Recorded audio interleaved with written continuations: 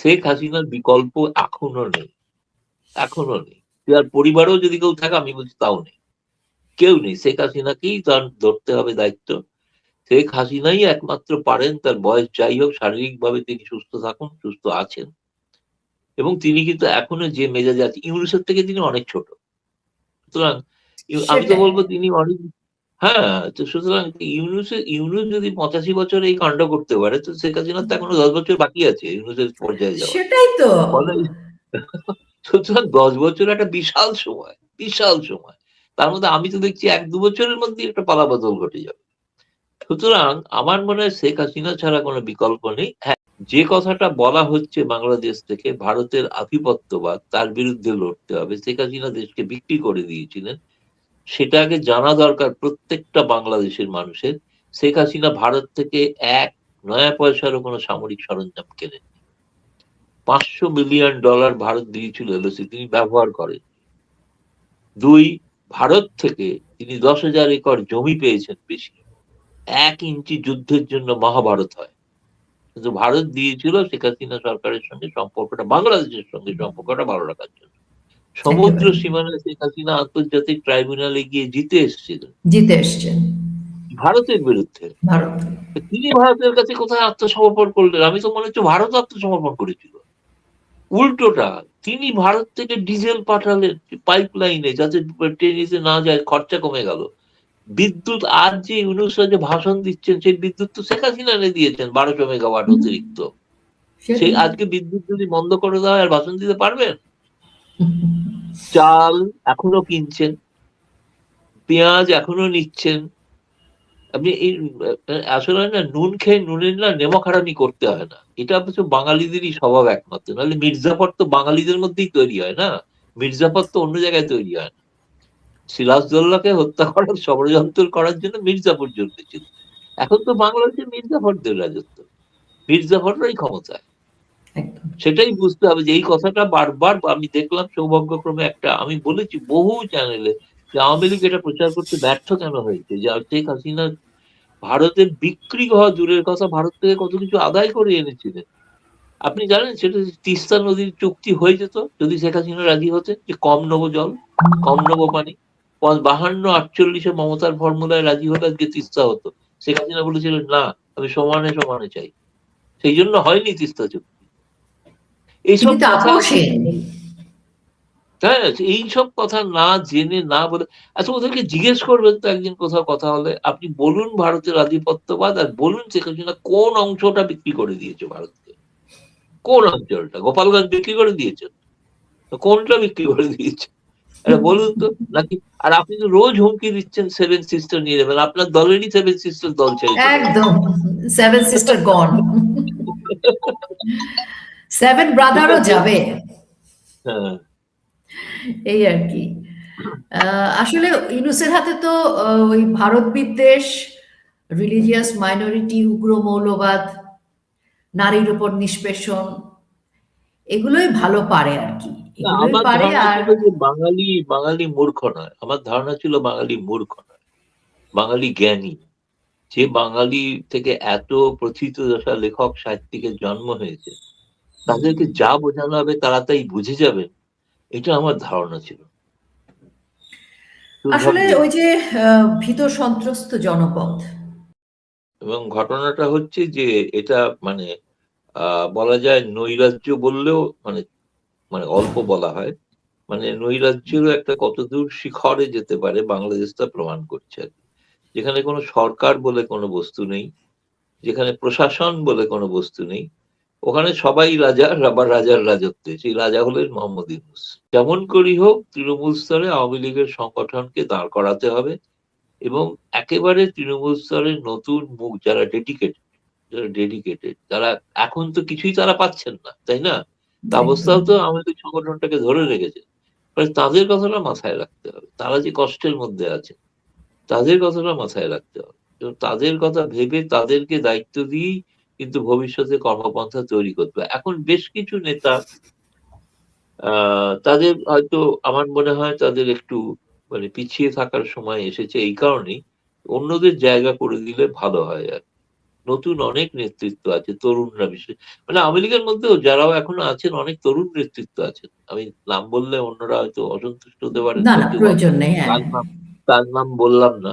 কিন্তু আমি না জানি আওয়ামী লীগের যারা সেকেন্ড র্যাঙ্কে যাদের শেখ হাসিনা তুলে এনেছিলেন তাদের ভবিষ্যৎ নেতা হিসেবে, তাদের অনেকেই আছেন, তারা এখনো তারা দায়িত্ব পালন করুন। এবং বরঞ্চ যারা প্রবীণ তাদেরকে একটু সময়, তাদের কাছ থেকে পরামর্শ নিন, তাদেরকে উপেক্ষা করবেন না। তাদের অভিজ্ঞতা অনেক, তাই না? অবশ্যই। তাদের অভিজ্ঞতা হচ্ছে মহামূল্যবান। এবং বিশেষ করে এই সম্প্রতি যেটা প্রথম দিকে তারা বলছিল মিডিয়ার অপপ্রচার, ভারতীয় মিডিয়ার অপপ্রচার। অপপ্রচার কেন হবে? 5ই আগস্টের পর থেকে ভারতের পররাষ্ট্র মন্ত্রণালয় প্রকাশ্যে সাংবাদিক বৈঠক করে বলেছে 2900, 5ই আগস্ট থেকে আজ পর্যন্ত। আমি কিন্তু 2900টা এখন 3000 পেরিয়ে গিয়েছে এর মধ্যে। হুম, কারণ যেদিন ব্রিফিং হয়েছিল সেদিন 2900 ছিল। সেটা হচ্ছে হিন্দু, একদম বৌদ্ধ, খ্রিস্টান এবং ধর্ম একেবারে। নির্বিশেষে, বিশেষত রাজনৈতিক বিরোধী, তাদেরকে হত্যা করা। এবং হিন্দুদের ক্ষেত্রে যেটা মানে বেশি, সনাতনীদের বেশি আক্রমণ করাটার কিন্তু একটা অন্য উদ্দেশ্য আছে। এটা কিন্তু একটা রাজনৈতিক উদ্দেশ্যে করা হচ্ছে। এই উদ্দেশ্যটা হচ্ছে, আমার কাছে মনে হয়েছে আসলে ইউনূস, জামায়াত এবং ওই ছাত্র বলতে যারা তথাকথিত কোট আর কোট মানে শিবির বেশি যে ছাত্ররা, তারা তো হচ্ছে তারা তো এই সময় ক্ষমতা একটা ভোগ করছে, উপভোগ করছে। এবং যদি কোনো কারণে মনে হয় যে সত্যি সত্যি বিএনপি যদি ক্ষমতায় এসে যায় তাহলে তাদের অনেক ক্ষমতা ম্রিয়মান হবে, তো সেটা কি তারা চাইবেন কিনা? কি করে এটা প্রতিহত করা যায়? প্রতিহত করা যায় একটাই উপায়, আইন শৃঙ্খলাকে এমন একটা জায়গায় নিয়ে যাও যেখানে তখন বাধ্য হয়ে মানুষই বলবে এই অবস্থায় ভোট হবে কি করে। ইউনূস সেই বলবেন জনতা চাইছে তাই আমি ভোট করতে পারছি না। তিনি তো জনতার আদেশে চলেন না। জনতা চেয়েছে তাই তিনি প্রধান উপদেষ্টা। জনতা চেয়েছেন উনি 50 বছর থাকতে চান। জনতা চেয়েছে তাই উনি বন্ধ করবে।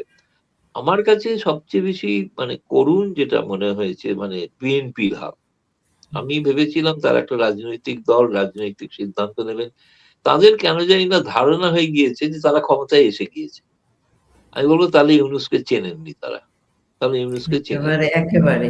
মানে খেলার চাবি পুরোটাই ইউনূসের আছে আজও। এটা আমরা অন্তত বিশ্বাস করি। তা না হলে তারা গণভোট একদিনে হবে মেনে নিলেন। এবং আমি বলছি একটা ফোরকাস্ট সিনারিও, যদি হবে কিনা আমি এরকম বলছি না। এবং কেউ কেউ ইউনূসের প্রেস সচিব রোজ একটা করে প্রেস কনফারেন্স করছেন আর বলছেন যে এক বিশেষ ধরনের চরিত্র আছে যারা এই নির্বাচন হবে না বলে প্রচার করছে। নির্বাচনটা হবে, কি হবে জানেন? আমার যেটা মনে হচ্ছে এখন, গণভোটটা হয়ে যাবে, নির্বাচনটা হবে না। এবং তাহলে তো গণভোটটা গণভোটটাই হলে মনে হচ্ছে টার্গেট আসলে।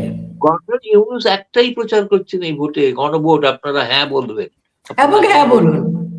হ্যাঁ হ্যাঁ বলুন, এটা তিনি বলছেন। সেটা তিনি কিন্তু কখনো বলেননি যে কারুর হয়ে তিনি ভোট চাইছেন, তা নয়। তিনি চাইছেন জুলাই সনদের হয়ে। এবং জুলাই সনদের হয়ে ভোট চাইছেন মানে সেই জুলাই সনদে যা যা বলা আছে, এবার হয়তো দেখা যাবে 50, 60টা কি 100টা আসনে এমন একটা সহিংসতা হলো, যে সহিংসতার কারণে নির্বাচন ওখানে স্থগিত থাকলো। উনি তখন বলবেন যে এটা পরে করা হবে। আবার তো গণভোটটা তো পাস হয়ে গেছে, গণভোটটা পাস একদম। হবে। কিন্তু নির্বাচনটা হবে কি হবে না এই বিষয়ে কিন্তু সেজন প্রেস সচিব যেটা বলছেন, আমার তার কাছে প্রশ্ন, আপনি কি নির্বাচন বলতে গণভোটটাই বোঝাচ্ছেন নাকি সাধারণ জাতীয় সংসদের নির্বাচন বোঝাচ্ছেন?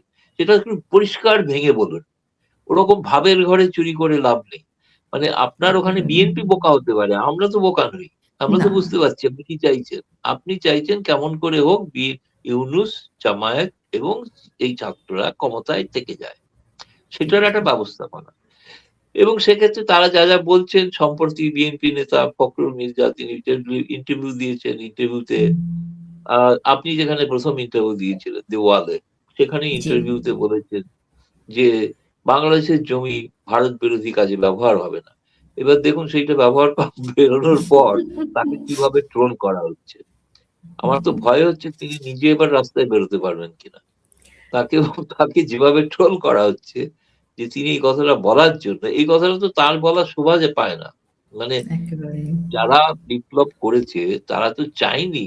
একটা কথা মনে রাখতে হবে, তারা কিন্তু একটা কথা বলেছিল, আমরা একটা রাজনৈতিক দলকে সরিয়ে আর একটা রাজনৈতিক দলকে ক্ষমতায় আনার জন্য বিপ্লব করি। এই কথাটা কিন্তু গুরুত্বপূর্ণ ছিল। এই কথাটা ভীষণ। যদি বিএনপি বুঝে না থাকেন, এখন ঠিক আছে বিএনপি স্বাভাবিক নির্বাচন হলে যে হবে সেটা দেখা যাক কি হয়, কিন্তু আওয়ামী লীগ ছাড়া নির্বাচন যদি হয়, এটা আমরা মনে করি সেই নির্বাচনটা তো অবশ্যই গ্রহণযোগ্য তো হবেই না। গোটা বিশ্বের, আজকে তো শুনলাম জাতিসংঘ বলেছে নির্বাচনে পর্যবেক্ষক হ্যাঁ, পাঠাবে না। পর্যবেক্ষণ পাঠাবে না। এবং তারা বলে দিয়েছেন যে তাদের নাকি নিয়ম আছে যে সিকিউরিটি কাউন্সিলে পাস না হলে নাকি যায় না। আমি জানি না যে শেখ হাসিনার নির্বাচনের সময় তাদের সিকিউরিটি কাউন্সিলে পাস হয়ে তারা এসেছিলেন কিনা বলতে পারবো না, মনে পড়ছে না। আমি নিজে ছিলাম পর্যবেক্ষক, ফলে আমি জানি। উম, আমেরিকান সাংবাদিকরা এসেছিলেন এবং আমেরিকান পর্যবেক্ষকরা ছিলেন।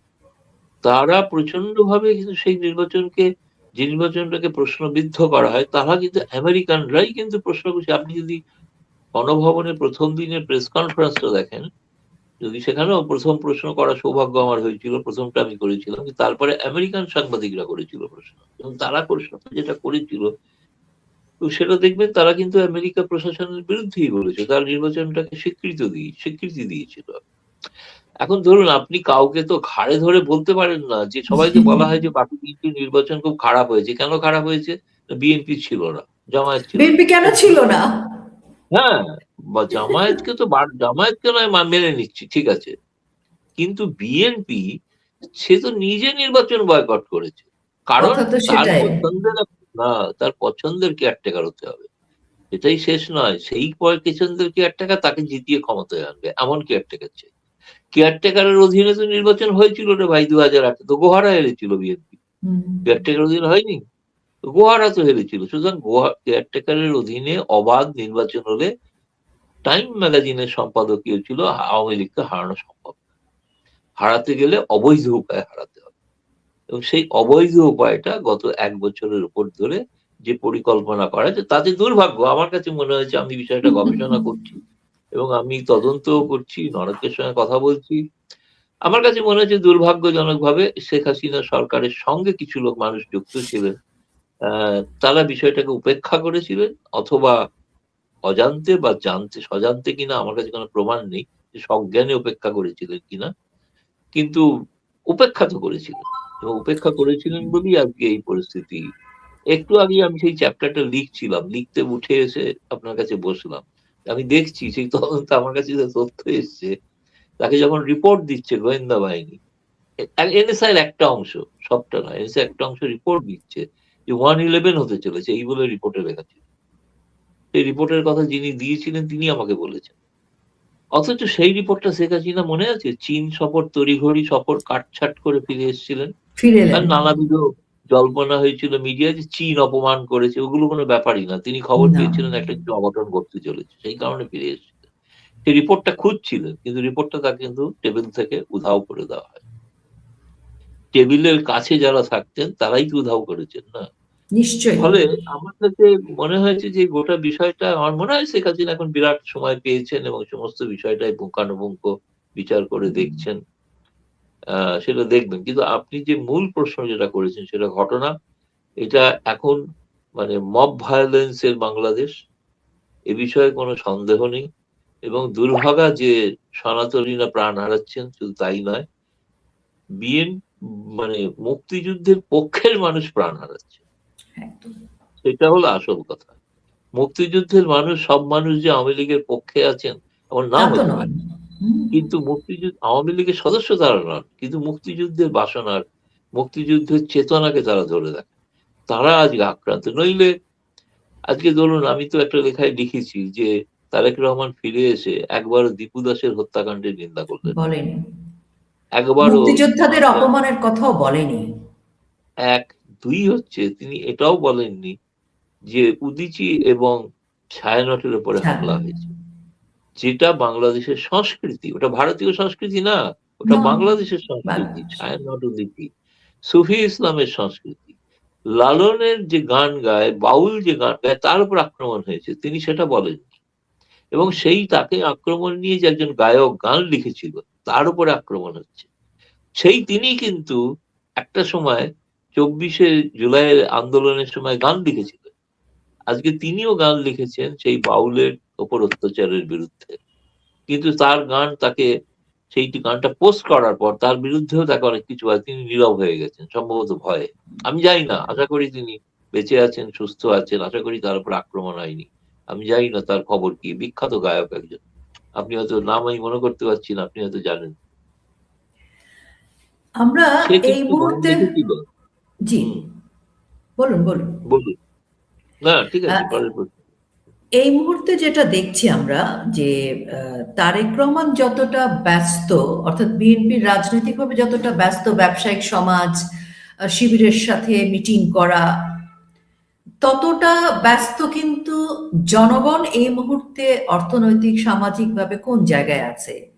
আপনি সংস্কৃতির কথা বললেন, আমাদের তো শিক্ষার জায়গাটা একেবারেই ধস নেমে গেছে।